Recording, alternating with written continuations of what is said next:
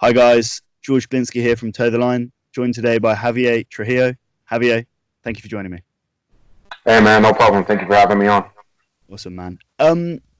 Let's talk a bit about you. Some people might not know who you are. So who are you, and can you talk to me a bit about your combat sports journey? Yeah, so my name's Javier Trujillo. I'm currently the Full Metal Dojo welterweight champion. Just got crowned about 2 weeks ago, fighting a Muay Thai fighter named Daniel Kerr. But my journey kind of started when I was 16. Saw my first UFC fight, and I was just simply amazed. I was like, "Wow, man, this is something I want to do." It was against this guy named Sam Fisher versus or Stephen the King Fisher versus Sam at Hanson Stout. Yeah. And it was just the wildest fight I'd ever seen, the most rawest thing I ever saw. So I was playing American football at the time. I said, "Screw this!" I just turned in my pads, and then I found a Taekwondo school that had jiu-jitsu, and just never stopped, man. And journey had led me to fighting and training in Southern California, Northern California, where I was like out there fighting guys like that were on Team Alpha Male and all that growing up.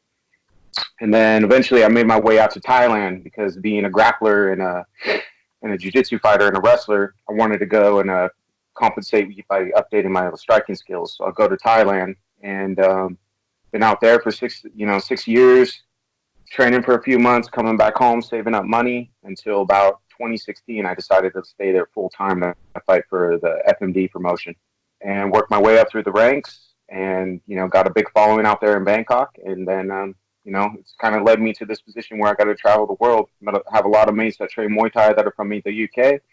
They said, "Why don't you try your luck out here, man?" Mm-hmm. That's what I did. So am I right in saying that this is a full-time living, or is it sort of part-time, you have a job on the side? Nah, this is basically what I do now. It's full time, man. Since about 2016. Before that, I used to be a professional firefighter, specializing in like wildland, which is like brush fires, like out in the woods. You probably see those California wildfires and what's going on in Australia. That's what I did for about 10 years. Awesome. So, how exactly did this process happen? Obviously, I saw you on social media expressing your interest in joining BKB, but how exactly did you get the call and get put onto this card?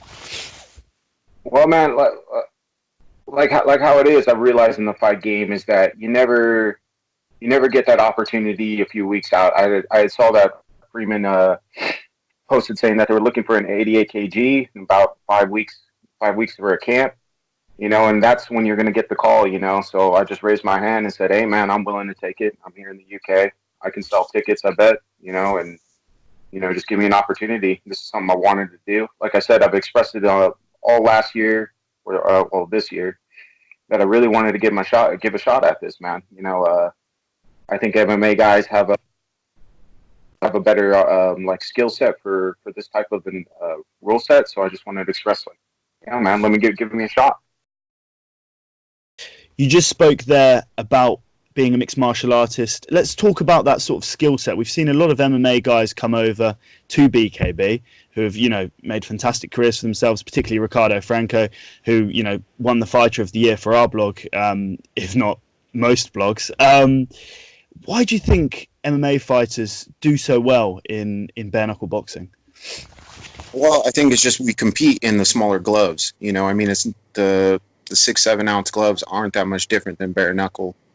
So I think for a lot of us, we have a different type of guard. We have a different type of attacks. We know what can sneak through. And I think just the guys like the Muay Thai guys and I see the boxers, they tend, just because they spent so many years using a certain type of guard defense or certain setups or getting used to throwing certain types of punches that you just can't do in bare knuckle boxing. And I think for an MMA guy, we're just kind of used to that. That's home for a lot of us, Even when we're sparring, we're kind of using the smaller sparring gloves. So it's just, I think for that type of environment, and the pace is definitely more suited for an MMA guy. When I heard it was only 2-minute rounds, I was like, "Oh, bro, I can smoke a guy in 2 minutes. Yeah, sign me up." So that, and then just for the fact that I think for a lot of MMA guys, why I think it's also so appealing to us is that finally we get to use our striking skill set and not be worried about the takedown. Yeah. A lot of people say, "Oh, a lot of MMA guys striking is crap," just because we have to worry about all these different variables that don't exist in a lot of other striking sports. So now that you take that away, but we still got the small gloves, it's like, sweet, man. You know, it's like a kid in a candy store, just having a little fun in there. 100%. And I understand you were at the BKB 18 show. What did you think of that?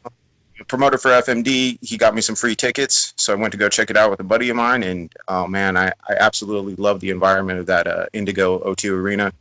Super fun, man. You can tell the crowds are really into it. Like, it just reminds me of like gives us a nostalgia of like the old days of MMA. You know, it's just gritty, it's raw, and you know, it's just action packed. So once I went there, felt the arena, felt the energy, I was like, man, I gotta get in here at one point. Let's talk about your future opponent, Rob Boardman. Obviously, this is a huge fight. I mean, a debut for a super middleweight world championship is huge. What do you know about Rob? Well, after I heard he accepted the fight, I just went and started watching all of his interviews, checking out all of his fights, seeing that he was like coming from a professional boxing background, and kind of just checking him out. He's a funny dude, you know. I was laughing at a lot of his interviews. He kind of seems like the guy who's a good time to him is going down to the pub, having a few drinks, and maybe getting into a little brawl. You know, I like guys like that. I like guys that are game. I like guys that are ready to fight, and so it makes me excited, dude. One, that I get an opportunity to fight for a title, and then just kind of show the BKP world, hey man, you know, this is where I'm here, and I'm ready to scrap, man. Just kind of show us how us Mexican California guys fight, you know. 100%. The big thing that I wanted to discuss with you, which I think a lot of the BKB guys have seen, you type in your name on the internet, and the first thing that comes up is quite a brutal 5-second knockout in Full Metal Dojo. First things first, congratulations, that was ridiculous. Is that something which I don't know how to really ask this question, but are you a man who looks to get it done quickly, or was that sort of just an instinctual shot there? Oh man, I mean, if you were to look at all of my fights, even some of my amateur fights in MMA, majority, I think with the exception of one, all my victories come in the first round. You know, when I go in there, I'm not trying to point a guy. I'm not trying to out technical. It's a fight to me. I'm trying to go in there and I'm trying to kill you. You know, that's the goal. I mean, the fact that he made it easier for me by sprinting across the cage made it that much, you know, much faster. But when I go in there, I'm going in there to scrap. I'm not going in there to play fight, you know? So, yeah, with that KO, it's a, you know, nice little feather in the cap for sure, especially for a jiu-jitsu guy, you know? So, Javier, I understand that you were training in Thailand for quite some time. Where are you now? You're in Wolverhampton. Where are you training for this BKB fight?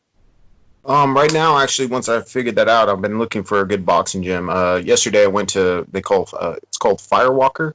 The other day, trying out their boxing camp there. That's where everybody said like you're gonna find some of the best boxing. But I'll be going around possibly to Birmingham, possibly a few other places, and just see if I can find a decent coach that'll kind of you know touch up on my hands here. But like I said, this last fight camp that I did, I prepared a lot for striking, so I already kind of feel that my striking is in a good spot, but just making some small adjustments just now that it's just going to be pure boxing, you know. But sorry. Yeah, man, ready. Ready. So in terms of training, so have you started your training camp now, or are you sort of doing bits and pieces here and there? Am I right in saying that, or? Well, yeah, like I said, man, like this is my full-time job. So like training for me is like every day. Like it's like getting up and brushing my teeth, you know. So right now, getting the call to do this bare knuckle boxing, it's like, okay, instead of it being jiu-jitsu twice a week and Muay Thai once a week, you know, now it's like 3 or 4 times a little bit of a more boxing style, and just kind of prepping for bare knuckle. So like just kind of prepping my hands. So the other day I just went and did a heavy bag workout, just you know, going bare knuckle on it, seeing how that felt. Kind of figuring out, like researching a little bit how to just get. That's my biggest obstacles, I think, is just making sure that my hands are conditioned for it. So just kind of doing everything like that, and you know, about the next few weeks, I'm gonna start prepping, getting in shape, doing a strength and conditioning program, and then, you know, I think I'll be ready to go 20 minutes if I have to in a bare knuckle boxing fight. You know, I pride myself in never being tired. So. Are there any other adjustments to training with the bare knuckle at all, or is it just the sort of conditioning? Just that, and then like yesterday when I went to the Firewalker gym, I did some sparring, and I just wanted to. I made some quick adjustments to my stance and a couple little things with my blocking defense, and it all worked pretty well. You know, against some guys that are fairly good. So that gave me a lot of hope and actually a lot of confidence coming into this. So yeah, man, I think I'm ready. Like I said, I'll just kind of bounce around here in Wolverhampton and Birmingham area until I can kind of find a coach and a gym that I kind of click with, and just kind of start camp from there. So if you're in the Birmingham area, just a recommendation. There's a BKB fighter, James Kennelly. He has his own gym, Kennelly's gym. He has a bunch of the BKB guys down there. I can get you in contact with him. I'm sure he'll watch this and he'll give the thumbs up on that 100%. So I'll get you sorted there. But finally, Javier, thank you so much for your time. It's been great speaking to you. Let's sort of round it up here. Who have we got to thank for this fight camp? I just wanted to thank one of my major sponsors, was Canna CBD. They're actually a UK CBD company based. Also want to thank my managers at Athletes for Athletes for helping me out. And then just want to thank all the BKB fans for giving me an opportunity to show you guys that, man, this Javier Trujillo guy, dude, he's excited. It's going to be an awesome fight. I'm looking forward to fighting Rob Boardman and just testing my mettle, you know, and hopefully get that BKB belt around my waist, man, and try and keep it there for the next couple of years. Exactly, man. Well, I'm absolutely stoked for the fight, man. I'm sure you are as well. I can tell from your energy. But thank you, man. I really appreciate your time, and thank you so much. Yeah, thank you, man. No problem. Cheers, buddy. Bye. Cheers, bro. Where are you?